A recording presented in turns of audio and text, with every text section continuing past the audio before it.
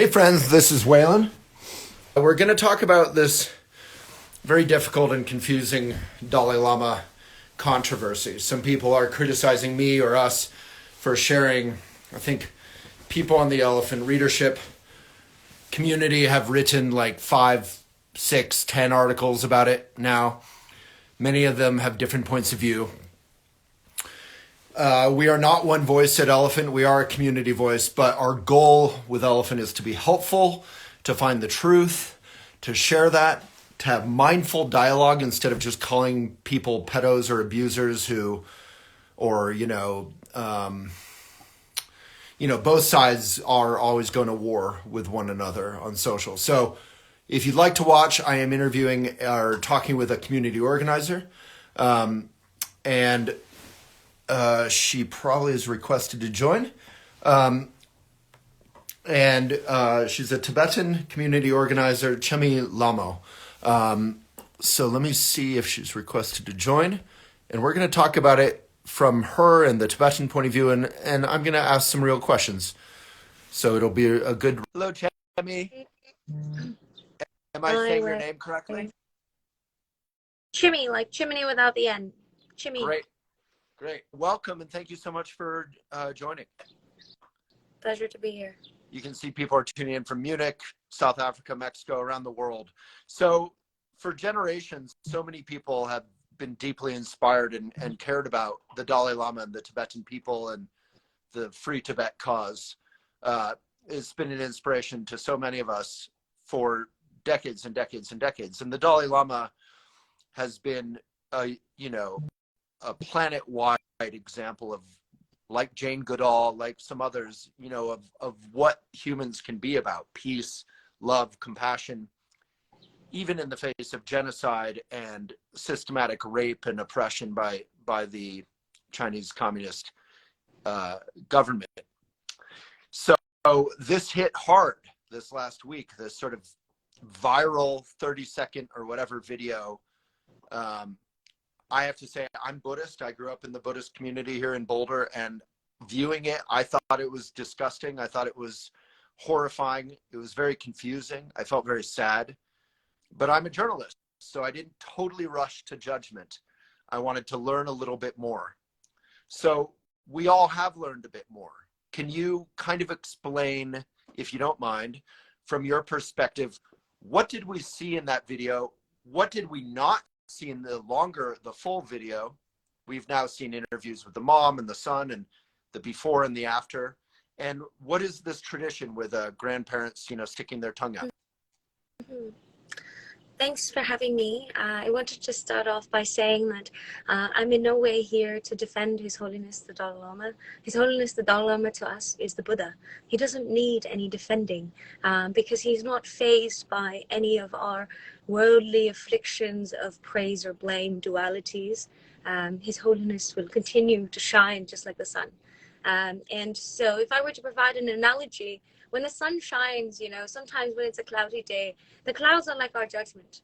Sometimes it's a little thin and you think that the sun is shining so bright, but sometimes the clouds overtake our judgment and we think that the sun is not shining, but the sun will continue to shine no matter what. And so I'm here to just share a space with you all that we can all learn and grow and hopefully unlearn some things as well. Because if I were to be defending anyone, that means that folks that are watching are perhaps here to judge. And there is no situation as such, because we don't want to create such a dynamic. Let us sit together and reflect together, perhaps. So in terms of... Before we continue, I appreciate that, but I have to say, from a Buddhist perspective, not just a Western perspective, we're taught that, the Buddha, the Dalai Lama, they are not gods. We all have Buddha nature. Yes, and so when we view this, did he make a mistake or not? And I think judgment can be discernment, can be prajna. It doesn't have to be prejudgment or prejudice. So I don't want to talk about him as a god, as perfect. I want to talk about him as, what was he trying to do there, and what is the tradition, if there is one? And to me, it no longer seems abusive. Now that I've learned stuff and we've put it out there on Elephant, Can you unpack that for us a little? Mm-hmm. So, as a Buddhist, you're well aware that perception is not reality, and none of us here, based on our perceptions, can identify what the ultimate truth is, right? Because if you go looking for the ultimate truth, there is no inherent existence. So we can all talk about our perceptions, and perhaps together we can come towards a more realistic perception that is acceptable. But So let's do that. again, as a journalist, I have to ask questions here. There is in Buddhism right action, mindful action, kind action. Mm-hmm. And I think what we saw there was a sort of grandfatherly figure doing something sweet and playful. But what we thought we saw in that viral edited video looked perhaps like abuse. So how do we discern that? Yep. Let's do it. So first and foremost, we saw an edited clip of various and His Holiness and a boy interacting, right? And when we saw that clip, there are viewers, and among the viewers, there were ones that understood the language and the context, two types of context, situational context and the cultural context, and saw it as just a display of warmth, sincerity, affection, and love. And some say grandfather love, some from a realized being, but a display of affection and love is what we saw, right? Some folks. And then on the other side, there were some folks that were very uneasy, and you've expressed that as well. And so there are folks that have seen it as uneasy, and really that uneasiness and uncomfort is rooted in the world that we've been exposed to, and it's totally understandable, because we live in such a world where children have been abused, have continued to suffer from, especially abuse from the hands of adults that are in powerful positions. And for decades, historic abuse have been coming out from specifically religious institutions. And so in that sense, it's understandable. However, it's important to understand the reality in this case in terms of the intentions, because, we often talk about intentions and the impact. And so let's break it down today in terms of intentions. The intentions of all of the individuals that are in the picture, and also us as viewers who are the supporters or the non-supporters, because we also have our own intentions of how we reacted in specific ways. And Chemi, and people who are, I want to say thank you for acknowledging that, is coming to light in Canada, right? That the native indigenous children were abused by the colonialist powers in the Catholic Church. Oh yeah. Even in monasteries in the Buddhist community, and even in my own Buddhist community, there's been sexual assault and abuse. So I feel like we're all united. Indeed. Both sides of this, we're all united in 100%. Not supporting abuse, and instead, maybe like my own journey with this story, finding out what was there abuse here. Oh, it doesn't look like it. There's cultural kind of situational confusion. Context. Yeah, for sure. And that's what I meant in terms of the analogy that was provided in the beginning, right? The sun will continue to shine whatever the case is, right? And whoever the sun is in your analogy, in your perspective. But the clouds, there are various aspects and perceptions of what we think is the truth. But we all are clouded by our own judgments, but clouded or perhaps enhanced by our own memories, experiences, and whatever we have been growing up with in terms of our own individual consciousness. So with that said, now we have the intentions of the boy, His Holiness, and then also the viewers. I believe that, all of us have the greatest good intentions. His Holiness, display of affection. The kid wanting a hug, wanting to be close to His Holiness, and actually getting a blessing that we would all probably, the supporters would die for, to be able to be in that close proximity with His Holiness, which we, for us, is the Buddha. So that said, now in terms of the viewers, there's two different types of viewers. There's ones that are supporters, and again, excuse my generalization, but generally there's a so-called two sides to the story in this case. There are the supporters and the non-supporters. And the supporters understand the language, understand the context, and see it as a blessing. That's that. That's the intention, and that's what they see. But the non-supporters, they have the good intentions of caring for the child, right? It's genuine care for making sure, or genuine instinct, or like almost like a parental instinct of protecting the child and saying, oh, Beautiful. that's not okay for the child, right? And so we completely understand that. Tibetans are also mothers, parents, and people who love and care for others. So let us not demean, Tibetans or supporters as just blindly followers of His Holiness, because they're I not. think They're also individuals who can think for themselves. exactly what you just said. I think all of us can be united in caring for children. Oh, indeed. I'm someone who has loved and appreciated the Dalai Lama and the Buddha Dharma for my whole life. And yet when I saw this edited viral video without any explanation, I was disturbed. So, help others go on the journey I did, where we've seen the interviews Yeah. with the boy and the Do mother. it together. Yeah, let's do it together, right? Yeah. So when you see this, you're seeing this as that creates discomfort for you because of the world that we've grown up in, and given the context of abuse, the things that we've heard, and also in many ways the world that we live in that is currently very hypersexualized, right? Everything that we see, we want to interpret it as a way of, some sort of romantic relationship. And that is not the case in various cultures. Well, in other and to the dear Tibetan community, and I've been close specifically the Tibetan community, to the yes. Tibetan community here in Boulder for a long time. My parents were students of Tibetan Buddhist teachers.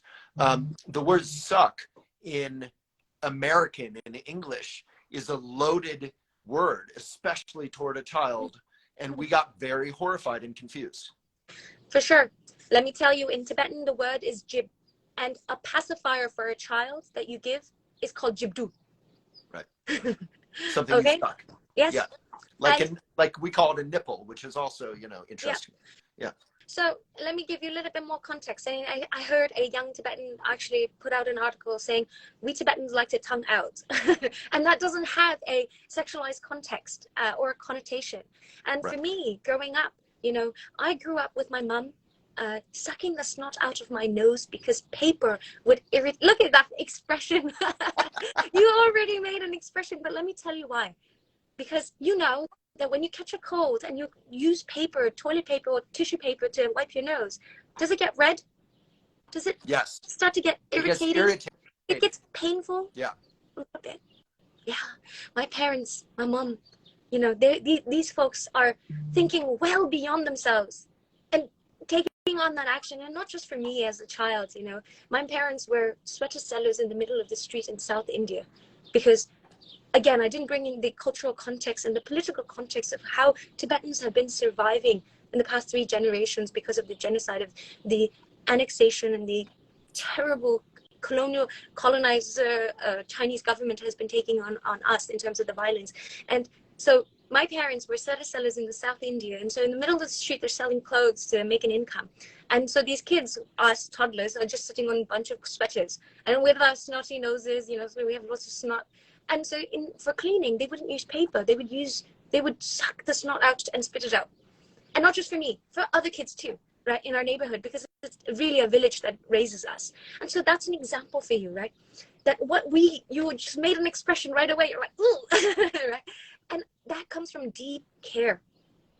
And it's not in any way sexualized. Right. You see, that's just one context for you. And that, not to mention, there's a plethora of explanations that Tibetans have been saying everywhere on social media. And let me remind you, Wei, you're probably one of the first individuals, apart from one other journalist that reached out and didn't follow through, that actually reached out to a Tibetan to give them context. How many, for the past 4 or 5 days that this has been going on, how many Tibetan voices have you actually seen on mainstream media? How many Tibetans were welcomed into these panel discussions on world stage or other larger conversations at all to give our perspective? I've only till this day seen Tibetans going out of their way to defend, to make YouTube videos, to make all of these statements that you folks, some of you folks, have decided to read and take your time to read or watch that 17-minute video. That video was so helpful. The Jig Jag. For sure. Video. Yeah. Jigme Wogan, a fellow organizer. So, can I just give you a little support right now? Because I heartily agree with that. We in the West generally, most of the time, find it so important to listen to communities. Hopefully, at least ethically, we think we should listen to communities of color, to indigenous communities, to the other point of view. But in this case, I think because we view the Dalai Lama as powerful, we've been so quick to cancel him.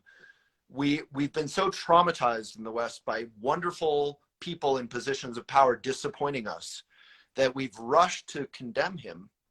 And I agree heartily also with your point that not only do we need to listen to you and to the Tibetan community and to understand and come together, but we need to acknowledge that if we are looking for abuse, if we are looking for proof of abuse and rape and genocide, we have only to look to the Chinese Communist government and what they have done, not only to the Tibetan people over the past, 70 years, but to the Uyghurs, I mean, it is awful. And that is not to excuse the Dalai Lama. I think in what the excuse is for me, for the Dalai Lama, is I was confused. I didn't understand that term. I didn't see the full video that was in that jig-jag video. And so, like you started by saying, Chemi, he doesn't need to be defended, because once you actually understand it, I actually feel really, I'm looking for facts and truth, and I feel really grounded and clear. I think some of the confusion from a Western point of view is, well, we can't excuse abuse with cultural differences. Who is and I'm saying excusing abuse? Exactly. Who is excusing abuse in this picture? Let me tell you who is excusing abuse in this picture. Right. When you say this way, thank you for expressing that initially, right? And with that said, this is something that folks can sort of walk away from by saying, oh, it was a misunderstanding. I wish I knew. Oops, right? And you can walk away with it just harmlessly. Not to mention the harm that you may have caused even the child that you so-called were protecting, because you have projected victimization and trauma onto a child who himself in a video has said that it was a blessing. It was he says it was a blessing to be able to meet him. And we have that video. I'm happy to play that for you folks. And his mom. I put that, the article that we put on Elephant. I think you might have even sent it to me. People were I think actually Vajra Dawa on Instagram sent it to me. But it's like, if we care to defend this boy, then we also have to listen to him and to his mom. Yes, because when it comes to sexual violence, you have to center who? The person that is affected, the so-called victim. You have to listen. At the same time, there is a power differential. So some people are like, oh, is he being forced to say this? I looked at that video. It looked chaotic. People are walking around. He's happy and relaxed. Like, there's no sense that it's like forced in front of a closed room. Like, it felt very natural. And not to mention, his parents are in the picture. And also something that maybe folks don't know is, after all of this incident has played out, the parents and the family has actually written to His Holiness apologizing for what has happened, one. And two, as a reminder of their faith and respect to His Holiness that remains intact. So I want to add to that, if I may, on behalf of the Elephant Journal community, because we've been trying to feel our way through understanding what's happening. Elephant Journal, for those who don't know, is a very big website. It has some Buddhist roots. I want to apologize to the Dalai Lama, and I want to say, not out of some sort of worship, but out of critical understanding and facts. And what I've learned, we have defamed someone who innocently was being playful and sweet. There was no abuse present. He even had to have, "May I have a hug," translated. He is not an English speaker comfortably. And he said suck instead of eat, and eat my tongue is not a perverse thing. We explained that on Elephant. We were the ones who were confused. Yeah. So in this misconception, let's see what the impact has been, right? Which is what we talked about initially in terms of intention and impact. The intention of all of the players, His Holiness, the boy, the non-supporters, the supporters, have all been good, right? But in terms of the impact, the only thing that has happened in terms of the impact is, attempted character assassination of His Holiness's image, and the pain of Tibetans and Tibetan supporters, or His Holiness supporters. For you folks, you might not understand, or folks that are watching, the so-called initial non-supporters that turned into supporters, or whatever the case is, right? You can walk away with apologizing. You can walk away with saying that, you know, I misunderstood and now I understand. Thanks for the context. But for Tibetans, you took away something, or you blamed and you denigrated someone that literally is the reason why we're alive. His Holiness, if it wasn't for His Holiness, I wouldn't be here in front of you. And neither would the millions of Tibetans that, you know, continue to fight against the oppression of the Chinese government. And right now, when we're talking about child safety, let me remind folks that are watching, Tibet is the least free country in the world, according to Freedom House, for the past 5 years, in above North Korea, sorry. Least free place on earth. What happens in Tibet? I know that. Yeah. What happens in Tibet if you have a picture of the Dalai Lama? Jailed. And guess what? Right now, as we speak, all of a sudden, you can search His Holiness the Dalai Lama's name on Chinese media, which has been banned for decades. Has been banned for decades. You look up His Holiness the Dalai Lama's name on your phone in Tibet, China, anywhere where China has control, you would be banned. You would be jailed. You'd go disappearing nowhere. This flag behind me is illegal. Anyone that brings it out, you would get missing or cost your life. You know, recently someone sent money to India to her family members from Tibet, and she was jailed and she passed away in jail. Yeah. This is the real story of Tibet, where we have been facing the oppression and the genocide by the Chinese government for decades. And now, because the Chinese government has recognized that they cannot, you know, kill, or they cannot just win by killing all of our Tibetans or jailing us or banning all of these things. They've realized that they needed another tactic. And for decades, they've been trying to find something, a stain on His Holiness's name. And they've not succeeded. They've tried for decades, right? And now with this clipped, edited video that they have been able to circulate in the Western context of what they think is correct, you know, people are walking away saying, "Oh, sorry, now let me fix it." But the damage has been done.